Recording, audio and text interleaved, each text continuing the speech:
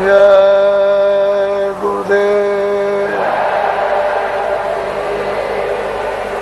जय गुरुदेव, जय गुरुदेव। नाम किसका? बच्चों और बच्चियों,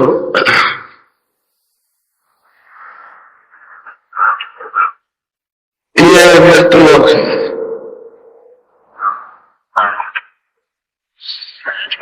इस धरती पर, इस जमीन पर आपको आजादी दी गई है। शुभ कर्मों की और अशुभ कर्मों पूरी आपको सबको आजादी मिली है। और उसने ये कहा कि मेरा ये मनुष्य मकान है, ये निर्मल शुद्ध और साफ,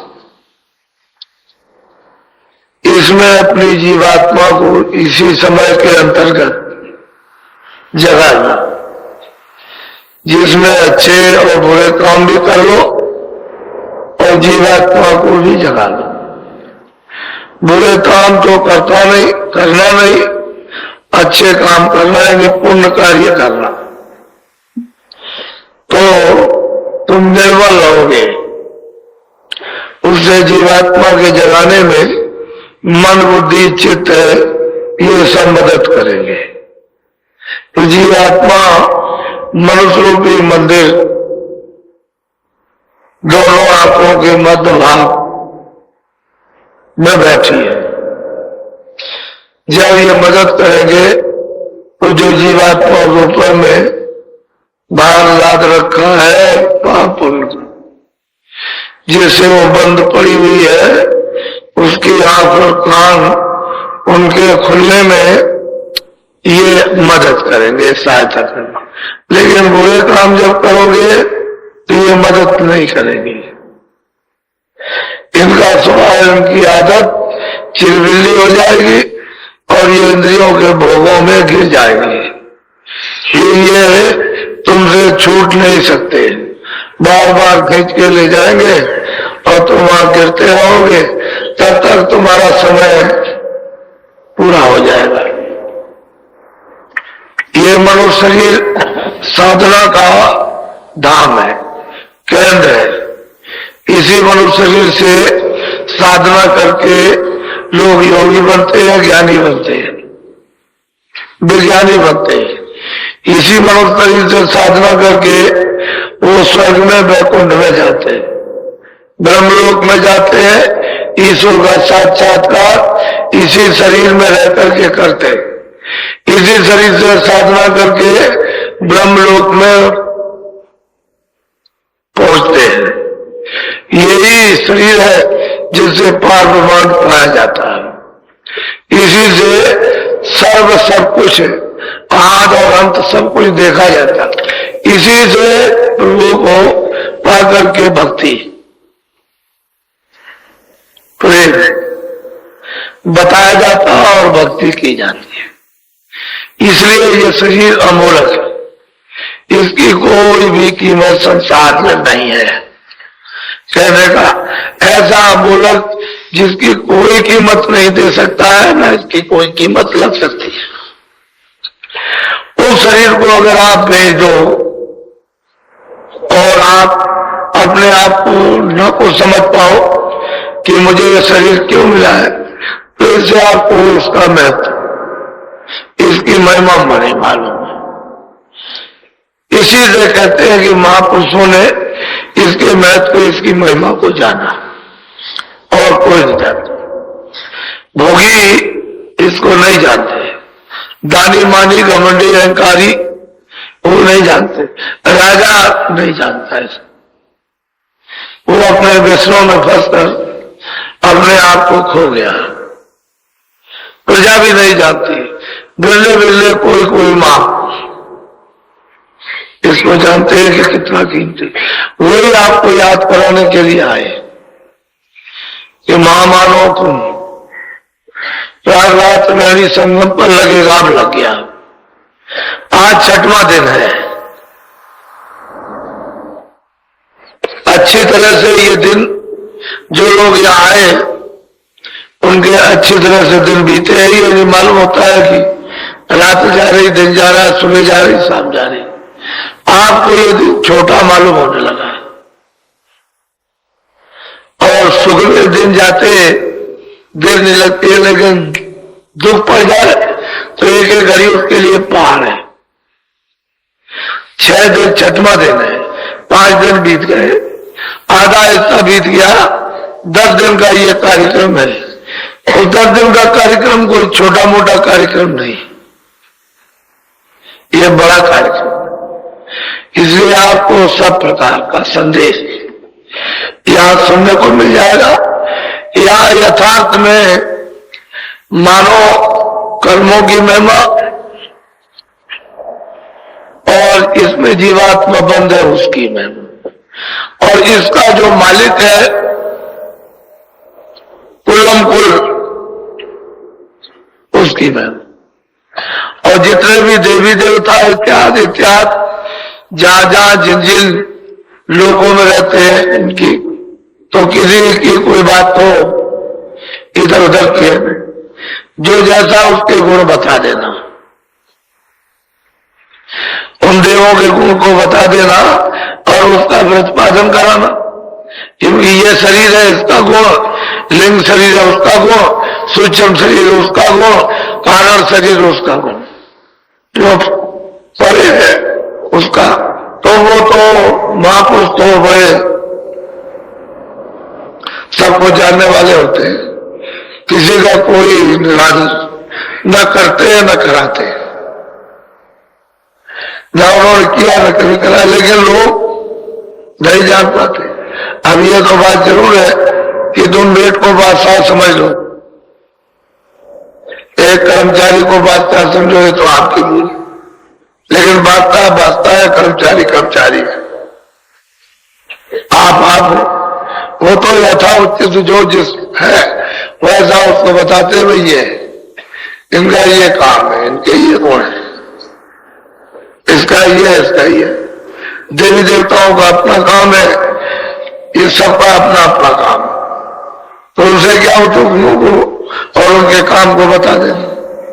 लेकिन जो सबका सृजनहार, जो सबका पैदा करने वाला, जिससे सब कुछ हुआ और जब चाहे तब मिट गए, उसकी इच्छा में कौन क्या कर सकता है। लेकिन उसके भी एक नियम है, एक वसूल सबके लिए बना दिया है, तो जो सत्य है वो सत्य है। और आप लोग इससे भूमि पर आए हो और इस भूमि का आपको लाभ सबको ले ही लेना चाहिए। मैंने अभी कोई ज्यादा लोगों के संकेत आपके सामने नहीं रखे, थोड़े से रखे। पहले यहां कुछ नहीं था, यहां कोई चीज नहीं थी, न जमीन थी, न आसमान था, न ये सूरज था, न चांद थे, न आप थे, न मृतलोक था, और न स्वर्ग था, न ब्रह्मा थे, न विष्णु थे, न शिव, न वैकुंठ था, न आद्या महाशक्ति थी, और न ईश्वर था, खुदा नहीं थे, वो नहीं थे, गाड नहीं थे, और ब्रह्म भी नहीं था, पार ब्रह्म भी नहीं था, महाकाल पुरुष भी नहीं, कोई लोग भी नहीं थे, किसी तरह का कोई लोक नहीं था। ये सब का सब उसी सत्पुरुष में सब समाया हुआ था। अब इसका सबका मालिक सत्पुरुष, उस अनामी पुरुष में तो अगम पुरुष है, अपने से उन्होंने एक स्थापित कर दिए, वो अगम लोग, फिर अलग पुरुष को अपने से अलग, वो अलग लोग, और सत्पुरुष को अपने से अलग सत लोग। अब ये संरचना और नहीं, सब यही से होगी, सतलोक से, सत्पुरुष से होगी। इसलिए इस सृष्टि का सबका कर्ता धर्ता वो सत्पुरुष, लेकिन वो भी अलग है, वो भी बिल्कुल अपने को अलग था। वो तो सब मसाला निकाल के सबको दे दिया। अब कभी अगर मान लो कभी उसकी मर्जी हो तो यहां मतलब यह कि जब समय पूरा हुआ कुछ नहीं रहेगा, ये कोई चीज न कोई जानवर, न पशु, न पहाड़, न आप, न समुद्र रहेगा, न ये पृथ्वी रहेगी, न आसमान रहेगा, न सूरज, न चंद्र। जब वो प्रलय होगी ये सब का सब समझ जाएंगे। स्वर्ग में कौन ब्रह्मा विष्णु महादेव भी नहीं रहेंगे, आद्या महाशक्ति भी नहीं रहेगी, निरंजन भगवान वो भी नहीं रहेंगे, माया भी नहीं रहेगी, ब्रह्म भी नहीं, उसके ऊपर में प्रकृति है वो भी नहीं, ऊपर पुरुष है वो भी नहीं, साफ समेट करके एकदम ऐसा उड़ता चला जाता है जैसे कोई चीज हाथ में नहीं आ सकती। यानी रात क्या चीज है, दुआ भी कुछ नहीं है कि दुआ पकड़ में नहीं आएगा, लेकिन वो उससे भी बारीक साफ बिल्कुल उड़ जाता है, कुछ नहीं रहता है। अद्भुत खेल है मालिक का। कहता है कि उसकी रचना लेकिन शब्द नाम की है, शब्द की, जो भी रचना उसने रची है सब शब्द की। संरचना का विस्तार ऊपर शब्द का पता चलता है कि किस तरह से शब्द की रचना है उसमें। ये यहां तो मिश्रित है मसाले के साथ, इसलिए खुल्लम खुल्ला उसकी चेतनता का यानी असली नहीं दिखाई देता, लेकिन वहां तो चेतन ही चेतन है, हर कण में चेतन है, कोई कण ऐसा नहीं है जो चेतन से चेतन नहीं है। तो वहां पता चलता है कि शब्द का क्या महत्व है। सारी जो कुछ भी महिमा सब शब्द की है, नाम की, आवाज की, उसी से सब कुछ हुआ। अगर आवाज नहीं होती तो कोई मंडल नहीं बन सकता। आप अपनी आवाज निकालते हो, अगर सब गूंगे हो जाओ तो कोई कारोबार नहीं चलेगा। साफ न कोई मशीन लगा सकता है, न कोई है, क्योंकि गूंगे हो गए। तो शब्द ही की सब कुछ है, शब्द ही से ये सब कुछ बना, और ये भी जितना भी विस्तार होगा सब शब्द ही से होगा। लेकिन इसमें जड़ चेतन है, बस यह है, इसीलिए पूरा पूरा बोध नहीं होता। अगर वो जड़ से चेतन निकल जाए, बोध हो जाए, उसको ज्ञान हो जाए, हकीकत वास्तविकता पता चल जाए, तो इसलिए आपका यह देश नहीं है। सही सच्ची बात है, आप लोग अज्ञान में, भूल में, भ्रम में, अंधेपन में चिल्लाते हो कि मेरा है, ये मेरा, इसी से मेरे तेरे से तो ये झगड़ा ही हो रहा, झंझट हो रहा, और आपका किसी का नहीं है। वो कहता मेरा, वो कहता मेरा तेरा, वो कहता मेरा तेरा। तेरा मेरा कुछ नहीं, जिसका है उसी का रह जाएगा। ये तो मिट्टी है, ये तो मिट्टी जड़ है, ये तो जिसकी है वही रह जाएगी और तुम ऐसे लड़ते रह जाओगे। और मिट्टी किसी के हाथ आने वाली नहीं है, वो ऐसे रह जाते हैं। तो चीज ऐसे यह है कि आपका समय बढ़ो, इंद्रों में जो आपने दिया है वो उपयोग में आया, और समय तो आपके सब खराब चले गए, वो यही समय आपके उपयोग का है। यह ऐसा समय है कैसे कभी कभी मतलब यह कि ये अलौकिक आध्यात्मिक धन कभी कभी जीवन में किन्हीं घड़ियों में प्राप्त होता है, और वो भी चूड़ियां चली गई। तो आप यहाँ आए, वो आपका समय व्यर्थ बर्बाद नहीं जाने दिया, ऐसे किससे कहानी नहीं है वास्तव। अब वो गोस्वामी जी महाराज जब 25वें वर्ष के हुए और जब राजापुर गांव में उन्होंने इस सब को प्राप्त कर लिया, आद से अंत, अंत से आद, सब कुछ जान लिया, समझ लिया, प्राप्त कर लिया, और उसी 25 साल की अवस्था में हृदय को ही प्राप्त कर लिया। जो उनके पास में आता जाता था, जब भीड़ लगी सब नर नारी उनके पास गए तो उसी में शोरगुल हुआ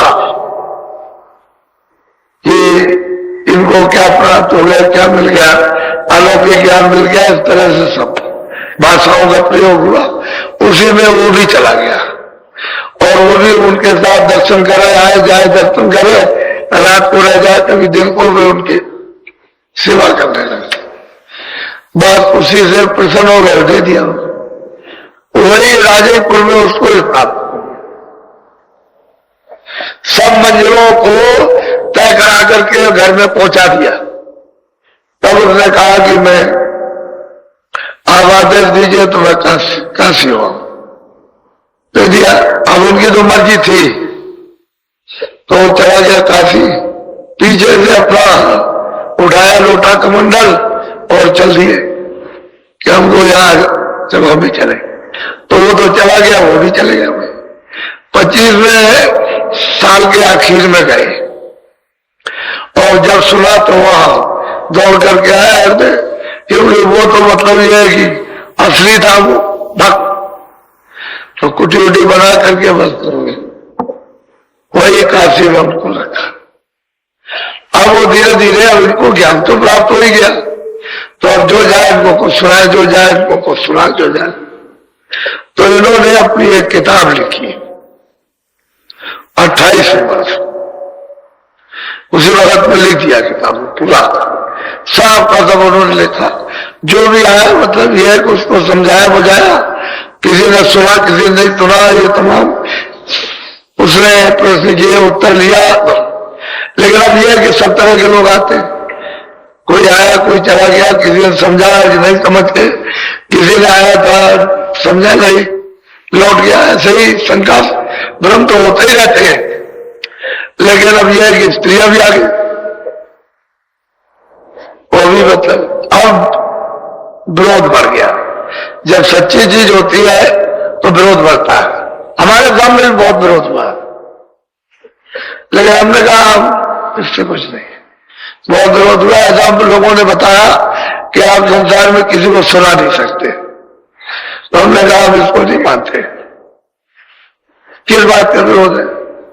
जब किसी का कोई नुकसान है, विरोध क्या? विरोध उसका जो नुकसान है, वो जो बीमारी है उसके कारण रो रहा है। बीमारी निकल जाएगी, ठीक हो जाएगी।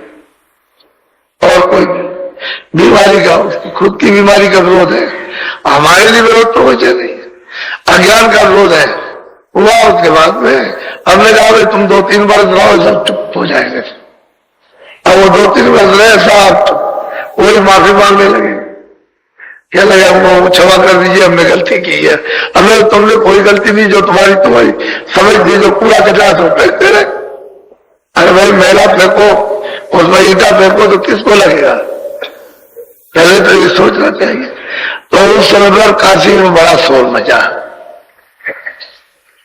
एक साधु है, गोसाई है, गोसाई है, साधु है, एक बालक है, नौजवान है, अभी तो जवानी में पूरी नहीं लगी और बड़ा ज्ञान का पता नहीं क्या कथन करता है, क्या कहता है और ये बताता है। ये बड़ी चर्चा हुई, कुछ लोग आए कुछ गए, कुछ आए कुछ गए, सब तरह का विवाद होता है। लेकिन उस समय बन रही चीज हम लोगों के लिए। तो गोस्वामी जी महाराज कोई ऐसे तो नहीं थे, जो विद्या उनको अध्ययन कर ली थी वो तो अपने बचपन में ही कर लिया, उसी समय के अंतर्गत उन्हें भी पूरा कर लिया, उन्होंने सब काम कर लिया। अब इनके पास में लोग आने जाते। तो मैं आपको एक स्त्री की बात बताता हूं। काशी में एक स्त्री थी, तो आया जाए बहुत से लोग उसको रोके, तुम वहां कहा जाती हो, ये नास्तिक है, वैसा है वैसा, ऐसा बड़ा विवाद रोके। तो अब जिसका प्रेम हो गया क्यों रोकेगा? उसको कौन रोक सकता? अब आप देखिए, मतलब सुनिए जरा सा, बोलो।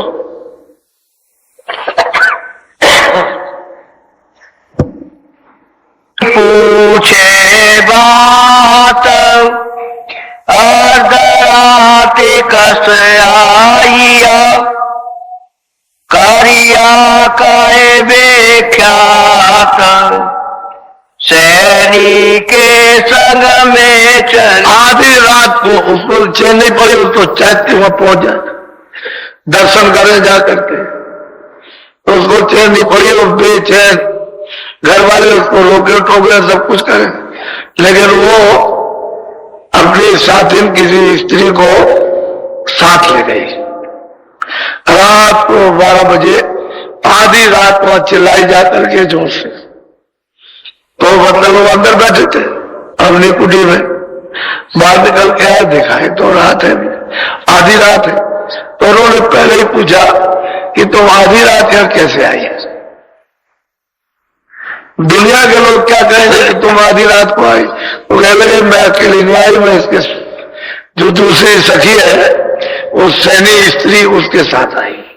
तुरंत उत्तर दिया उसने कि मैं अकेले नहीं आई, उसके साथ आई। बोलो। तुलसी कहे सुनो तुम बाता, कैसे आई तुम आजी। और कहते हैं कि भाई तुम देवी हो, तुम आधी रात को कैसे चली आई। लोग तो वैसे ही बुरा मानते हैं, उम्र तो इनकी कुछ है नहीं है कि चलो भाई कुछ उम्र ज्यादा हो तो मतलब ये तुम आधी रात को कैसे आई। उन्होंने बड़ा जोर देकर के उनसे कहा। बोलो। कारिया से निकल कर वो जोड़ा, तुम्हारे दर्शन को मन।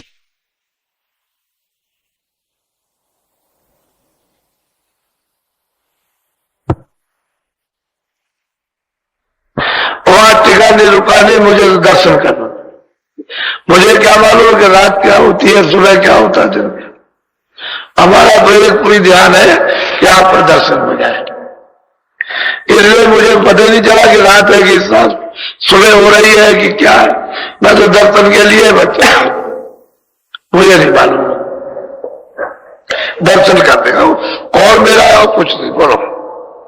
अब एक अर्ज सुनो स्वामी, तुम मोहि दीन सुरति कलिया देवी कहती है कि हे स्वामी, अब मेरी अर्जी ये है कि आपने मुझको जो भेद बताया भजन कर लेना। जिस तरह से आपने कहा कि इस शरीर में दोनों आंखों के बीचों बीच सूरत है, और आपने जो उसको भेद बताया तो मैंने इसको नित्य दिन पालन किया। उस दिन नागा नहीं किया, रोज मैंने उसी तरह से जैसे आपने बताया वैसा ही भजन किया, वैसे ही मैंने साधना की है।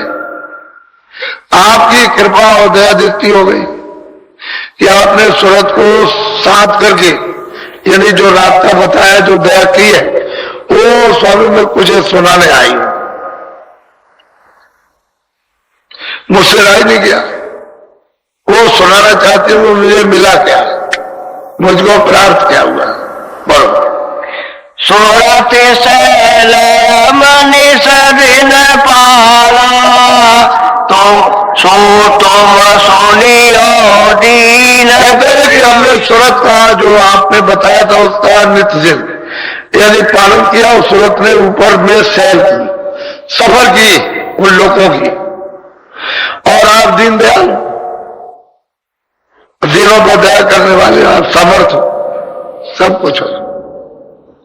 मुझसे रहा नहीं गया, मैं जो देख रही, मैंने रोज उसका जो बताया उसका नागा नहीं किया, और मैंने वैसे ही दया आपकी हुई तो मेरी सूरत ने सैर की, आसमानों की, ऊपर चढ़ के चली गई। तो वो कहती है वहां तो कोई अंधेरा है नहीं, कोई स्त्री कहती है कोई अंधेरा नहीं। अब इनकी 26 साल की क्या उम्र है, आगे लड़के की तो नौजवानी शुरू हो रही है, तो मतलब ये है कि, लेकिन देखिए किस तरह से सवाल इस बात का है, तो किस तरह से पूछते हैं तुम आधी रात को कैसे आई। लोग कहेंगे तुम बदमाश हो, ऐसी हो ऐसी हो, ये कहेंगे। तो उसने तुरंत उत्तर दिया कि मैं अकेले नहीं आई, मैं तो इसके साथ आई। फौरन उसने फिर कहा कि मुझसे रहा नहीं गया, मैं कुछ मेरी अर्ज है, तुम दीनदयाल हो और मेरी अर्जी को सुन लीजिए। बस वो सुनाने लगी। बोलो।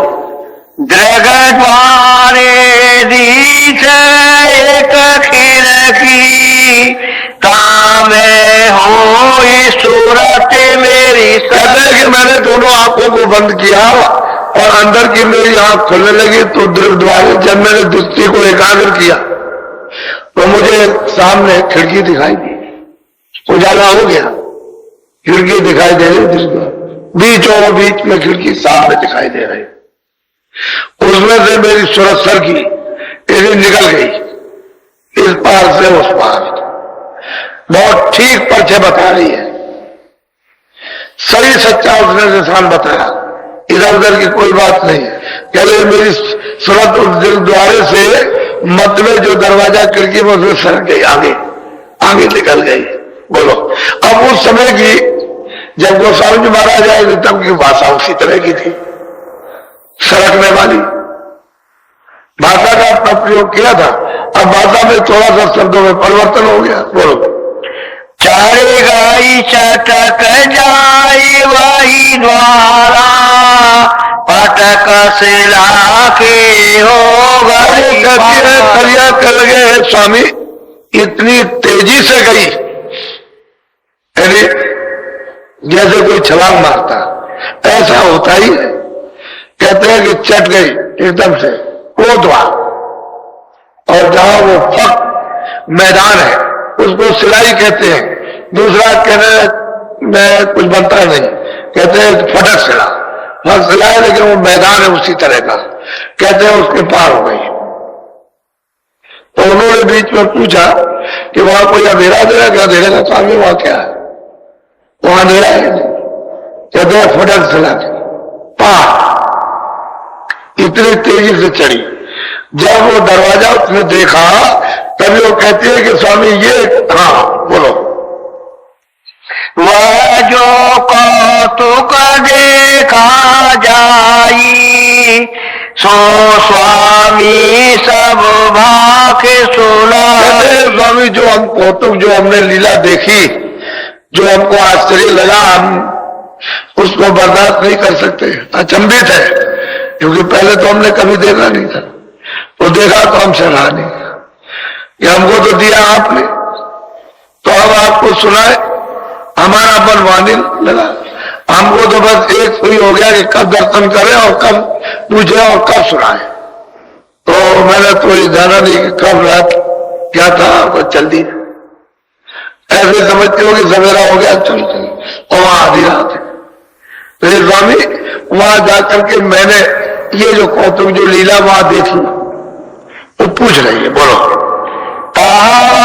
लोक लोक समाना, ताका कहिए कौन।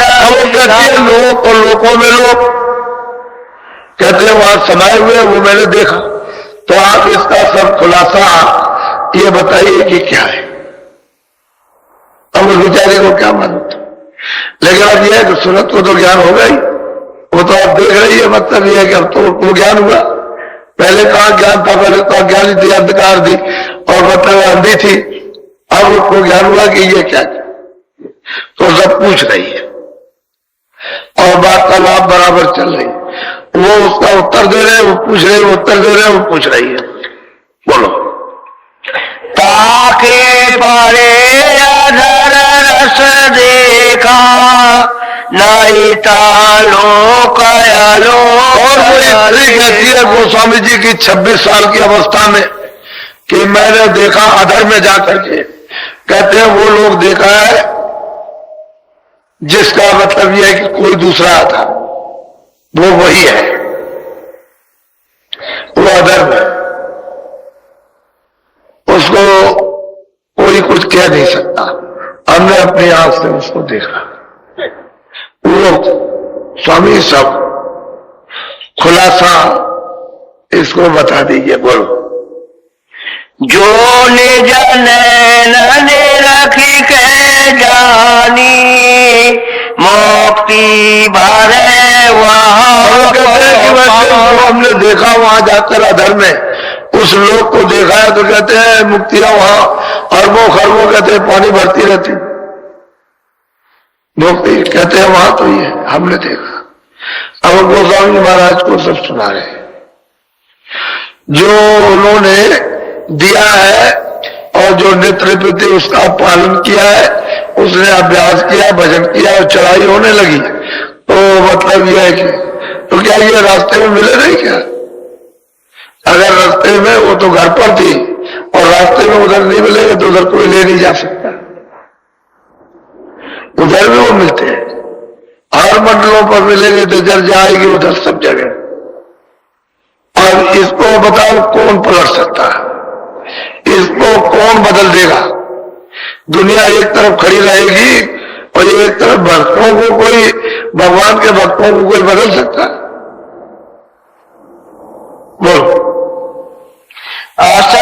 सकत राति गई बीती मन परतीत काल सो अब ये कहते हैं कि पूरी रात बीत गई, सूरज निकल आया। आगे मतलब ये है कि वो पूछ रही है, उसका उत्तर दे रहे हैं, सवेरा हो गया, सूरज निकल गया और आधी रात को पहुंचे। इतना समय तो पूछते पूछते लग गया, सवेरा हो गया। अब उसको ये विश्वास हो गया कि मैंने काल को जीत लिया, काल से पहुंचेंगे, निकल गए उसको लेकर। तो कहने का यह है कि गोस्वामी जी महाराज ने किसको क्या नहीं दिया, लेकिन आप लोगों ने क्या लिया उनसे? कुछ नहीं ले, कुछ ले ही नहीं पाए। मैं तो कहूंगा अगर थोड़े लोगों ने ले लिया तो कुछ नहीं, उनसे तो बहुत कुछ ले लेना चाहिए। बोलो, यही वो गोस्वामी जी महाराज थे, अकबर बादशाह का वक्त था, इतनी इनकी ब्राह्मणों ने खिलाफत की कि इनको बादशाह ने बुलाया, कहा कि तुम मजहब के खिलाफ हो। कह रहे आप इसकी इंक्वायरी कर लीजिए। तो बहुत देर जब उसका नुकसान होने लगा तो उसने कहा अरे भाई छोड़ो, फकीर को छोड़ो, इसको छोड़ दो। छोड़ दिया। तो कहने का ये मतलब है कि महात्माओं को पहचानना आपके बस की बात है। ये ऐसा नहीं, हमेशा यहाँ स्थिति में जब जन्म लिया तो हमेशा सतर्क रहो कि कब मिल जाए और कब उनसे चीज ले ले। ये तो आदमी को गाहक होना चाहिए। तो ये संसार के प्रलोभन में फंस करके अपने अपने स्वार्थ में बुद्धि को नष्ट कर दिया और मिला कुछ नहीं। मिला क्या है? जब बुद्धि नष्ट हो जाएगी तो क्या मिल सकता है? इसी पर्दे के लिए रोते चिल्लाते रहो स्वार्थ में। तो स्वार्थ तो तेरा पूरा हो जाता तब तो ठीक था, लेकिन वो तो बेचारी जीवात्मा चली 84 में और नरकों में गई, स्वार्थ क्या पूरा हुआ? अरे भाई स्वार्थ कुछ कल्याण हो जाता तब तो ठीक भी था। तो इसके लिए आप इस मिट्टी के लिए इतने अटल उपाय करते हो? ये तो मिट्टी है, इसमें जीवात्मा का तो जौहर है और जब उसको निकाल दिया तो मिट्टी है।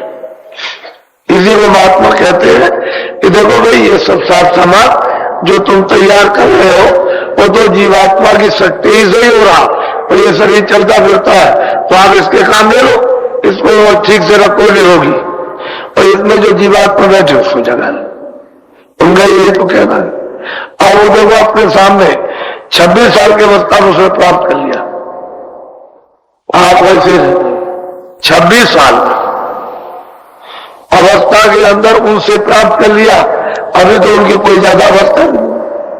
और बड़े बड़े लोग इनके पास में गए ज्ञानी, और मतलब इन्होंने सबको उत्तर दिया, बस वही कंठी माला तोड़ दी, फेंक दी उन्होंने कहा कि इसमें कंठी माला, इसमें ये कपड़ा वो कपड़ा, इससे कोई नहीं, इससे रास्ता प्रभु नहीं मिलता है, सब कपड़े पहनो।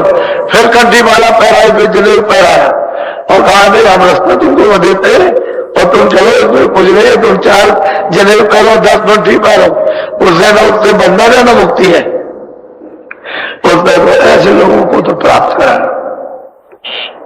तो देखो उसको मिल गया और उसने अधर में जा करके उसको पा लिया। इसी को पाया मीरा भाई ने कि मैं खोजे फिरूं चारों तरफ, कोई बताने वाला मिलता ही नहीं। खोजते खोजते जब मिल गए रहदार संतुक दीना सूरत सैदानी, उन्होंने सीधा तुरंत का रास्ता दिया। कह लगे हमने जिस दिन पाला उसको, और वो कहती है कि मैं मिल जाए पाए पिए तब अपना, तब मेरी पीर हो जाए। जब उसका प्रीतम मिल जाएगा तभी तो दर्द आएगा, या उसका प्रीतम है कौन? आपका कौन है प्रीतम? जब वहां पहुंचोगे तभी तो मिलेगा। ऐसे यहाँ कहां बीच में तो बहुत बने हुए कि तुम मेरे भगवान हो, तुम मेरे ये हो, तुम मेरे ईश्वर हो, तुम मेरे खुदा हो। अरे जो खुदाओं का भी जो खुदा है, जिसने बेशुमार खुदा पैदा किया उसका तो पता ही नहीं है। उसने कितने बेशुमार अल्लाह पैदा किए, कितना उसने मतलब ये कि आपको उसका पता नहीं, तो जब तक वो नहीं मिलेगा तब तक कोई भी बन जाए खुदा, कोई भी तुम्हारा बन जाए मतलब बात है, ऐसे संतुष्टि नहीं होती जब तक वो नहीं मिलता। बोलो बोल भयो जब ज्ञानी सोड़ा सूरत उठी गवन सवेरा हो गया, आज्ञा लिया, अच्छा तुम जाओ, अब सवेरा हो गया, तुम जाओ। घर वाले क्या कहेंगे, जाओ तुम, अब उठ के सब चल दी। बोलो। कारिया सैनी चरण पखारी आज्ञा लेकर भवन के बाद घर आज्ञा लेकर के घर चल दी। बोलो। गाई भवन के माई तुलसी शब्द निरखत चले। अब हो गया काम, कहते अब क्या मतलब है कि ऊपर 100 शब्द में जुड़ गई और वो निकल गई, अब तो वो जाएगी, अब इसको कौन रोक सकता। 10 बार जाओ, 10 बार आओ, 100 बार जाओ, 100 बार आओ, 1000 बार जाओ, 1000 बार, तो निकल गई पार। अब बीच में कोई रोक नहीं सकता, क्योंकि इसके पास इतना पावर आ गया, इतनी शक्ति